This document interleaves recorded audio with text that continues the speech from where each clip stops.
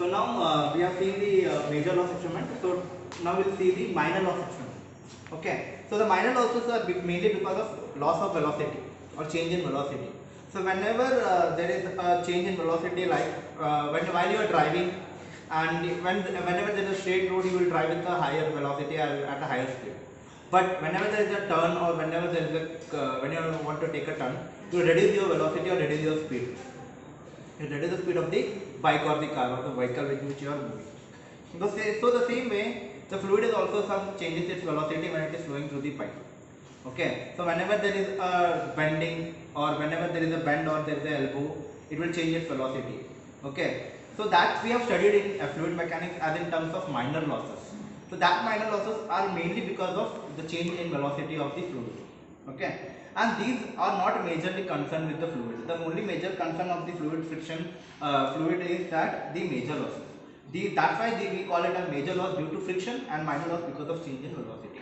So this won't much affect it, but these are also kind of losses actually for the motion of the fluid. So in this there are three types. Okay, this is sudden contraction. Okay, this is sudden contraction. This is sudden contraction. Okay, you can see here the diameter is larger and the diameter is smaller. This is sudden expansion. This is sudden expansion. Okay, and this is a bend. These are the bends or elbow we can say. Okay, these are the bends, and here also there is a bend. So what happens whenever the fluid is flowing with some velocity and suddenly there is a bend? Okay, so the fluid will come in this way, it will bend. So the fluid will move it in this direction itself. Okay, so because of this there is some change in velocity. So whenever there is a change in velocity, there are some losses which are taking place in the fluid. Okay, so therefore, and that will even increase or decrease the pressure. Okay, so whenever, now this is for sudden contraction. Sudden contraction, this is sudden enlargement or sudden expansion of the fluid. So this is same as this the major type of major experiment. Okay, so whatever procedures we have done in this for GI and PVC pipe for major losses, the same procedure we have to do for this also. So as the fluid is flowing through this pipe, as we have closed all this, we have to close all this after the experiment. This should be closed. The motor is on. Okay, before we are switching from the motor, we have to make sure that this is open at least partially, and these two are open, and the manometer reading is closed. Okay, this is closed. This should be closed. Okay, this is the same of the same things which we have to do, which we are done in the major losses. Okay, this much after doing this much, so we are leaving the water completely open. The fluid is flowing completely into the pipe. Now the discharge is full. Okay, the discharge is full as the valve is completely open. The fluid is flowing through this. So when we open this will measure the pressure only for the sudden contraction. Okay, so after taking the reading for sudden contraction, just close it. Keep the water to be completely open and open up this. So what will happen? The fluid will flow through this pipe. That is sudden expansion. Then after this, you take the reading for this change in manometer reading. Then you again go to this bending. Okay, so you open this and this and this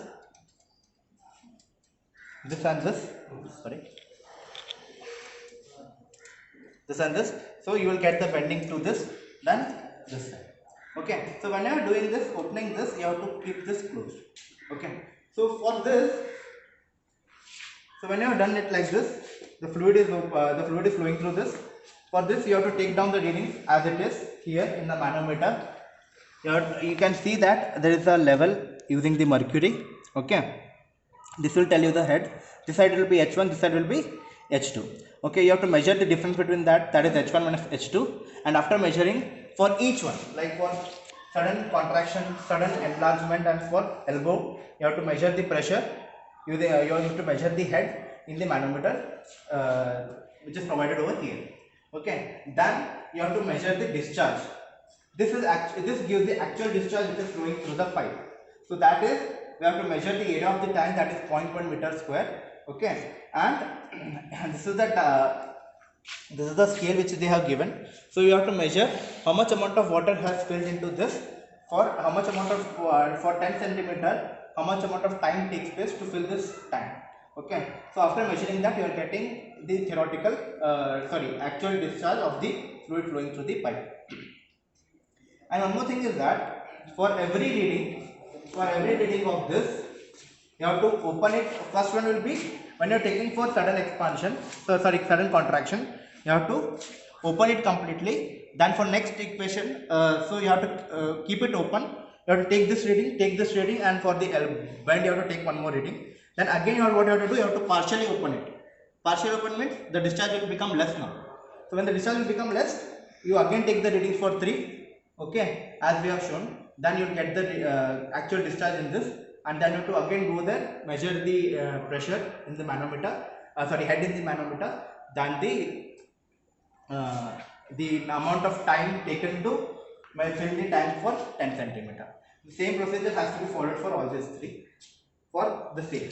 Okay, then after doing that, you have to switch off the motor, then close the valve.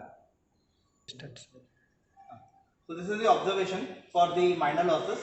So area of the measuring tank is 0.1 meter square, because we are having the same equipment over there. So both are combined in the same equipment. And the fittings which we are going to use is sudden contraction, sudden expansion, and bend. This is sudden contraction, or we can say sudden enlargement or sudden expansion, and elbow or bend. Okay, and this is density of water as it is, and isolation due to gravity is 9.81 meter per second square, and this is the diameter of the pipe for 25 mm and 12.5 mm. So this is nothing but whenever the fluid is flowing with, this is the main pipe through which the fluid is flowing, and again it is contracting. Okay, so then again it is expanding. So this is 25 mm, this is 12.5 mm. So this is the way why this is the diameter of the pipes. Okay, so this is the tabular column for the minor losses. So this is same as that of what we have done for major losses. So as we see type of pipe, we have said that it is sudden expansion, sudden contraction, and bend. Okay, so these are different types of pipe. Okay, these are the for which we are going to calculate the loss of coefficient of friction. Loss coefficient, that is K. So here it is, there are readings H1 and H2 we have taken through manometer. The difference between H1 minus H2 is H. That is the head loss. HF equal to H into 12.6. Okay, this is the same as that whatever we have done in the major loss. Then we come to time taken for time taken for filling 10 centimeter of water in that measuring tank. Okay, then we have to find out the discharge by using the Q equal to A into R into T formula and the velocity from there. So first I'll talk about the formula. So as we have the diameter of the pipe, that is 25 mm and 12.5 mm. Okay, so what we have to calculate here, Q equal to A into R by T into 100. As it is same formula as what we have used in major losses. So area is the area of the measuring tank, that is 0.1 meter square. R is the time taken to fill the water, that is rise of the water, that is 10 centimeter. T into 100, 10 centimeter by 100 is, so as we have to convert it into meter cube per second, this cube we have divided by 100, so that is in centimeter, not 10 centimeter. So to convert it into meter, we have taken this one. Okay, Q into A into R by T by 100. Okay, after getting this Q, we are substituting in to calculate the velocity of the fluid which is flowing through the pipe. So the velocity of the flowing through the pipe is area A. This area is area of the pipe. After getting this, we are substituting in this velocity V1 and V2. So the velocity for the sudden expansion or sudden enlargement, there will be two velocities, V1 and V2, and the same formula is used.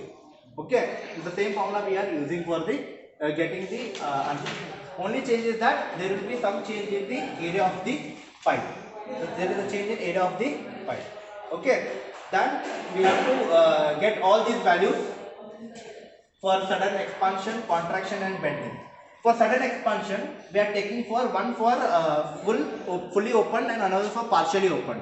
So this is divided into two. Okay, sudden expansion fully opened and partially opened. contraction, suddenly full open and partial open, when full open and partial open. Okay, in the same way you have to take the readings and you have to substitute it in this. Okay, now to calculate the loss coefficient there are three formulas. Okay, one is K equal to loss coefficient of 2GHF V1 square minus V2 square, that is for expansion.